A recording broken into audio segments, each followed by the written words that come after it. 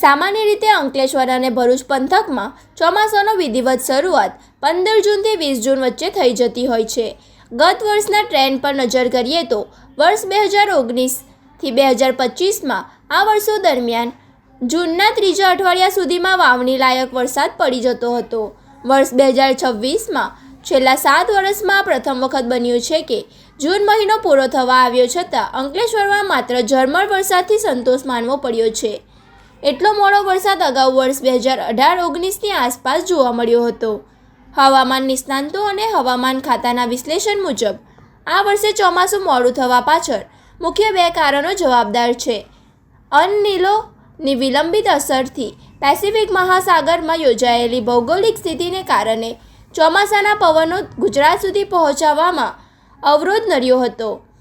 અરબી સમુદ્રમાં સિસ્ટમનો અભાવને લઈને દક્ષિણ ગુજરાતના દરિયાકાંઠે દર વર્ષે જૂનના મધ્યમાં કે ઓફશોર ટ્રક સક્રિય થાય છે.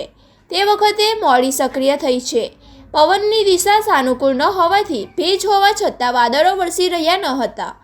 હવામાન વિભાગની આગાહી કરે છે કે ચોમાસું મોડું બેઠું છે પરંતુ નબળું નથી. જુલાઈના પ્રથમ અઠવાડિયાથી દક્ષિણ ગુજરાત અને અંકલેશ્વર પંથકમાં ચોમાસું સંપૂર્ણ ગતિ પકડશે. ચાલુ વર્ષે ઓગસ્ટ અને સપ્ટેમ્બરમાં સારો વરસાદ થવાની સંભાવના હોવાથી સિઝનનો ફૂલ વરસાદ 100% એટલે કે સામાન્યથી વધુ રહેવાનું અનુમાન છે. હાલ જે વરસાદ પડ્યો છે તે માત્ર વાતાવરણમાં ઠંડક લાવનારો છે. ખરીફ પાકની વાવણી માટે વરસાદ પૂરતો નથી. હવામાન વિભાગના મોડલ અનુસાર 4 જુલાઈથી 8 જુલાઈ દરમિયાન અંકલેશ્વર સહિત ભરૂચ જિલ્લામાં ભારે વરસાદની સિસ્ટમ સક્રિય થઈ રહી છે. આથી ધરતીપુત્રોએ વાવણી લાયક સાર્વત્રિક વરસાદ માટે હજુ 4થી 5 દિવસ રાહ જોવી પડશે.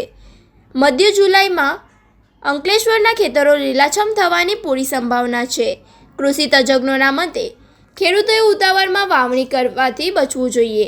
અંકલેશ્વર પંથકના ગ્રામ્ય વિસ્તારોમાં જ્યાં સુધી 3થી 4 ઇંચ ધોધમાર વરસાદ ન પડે અને જમીનમાં 1 ફૂટ સુધી ભેજ ન ઉતરે ત્યાં સુધી વાવણી ન કરવાની હિતાવહ છે.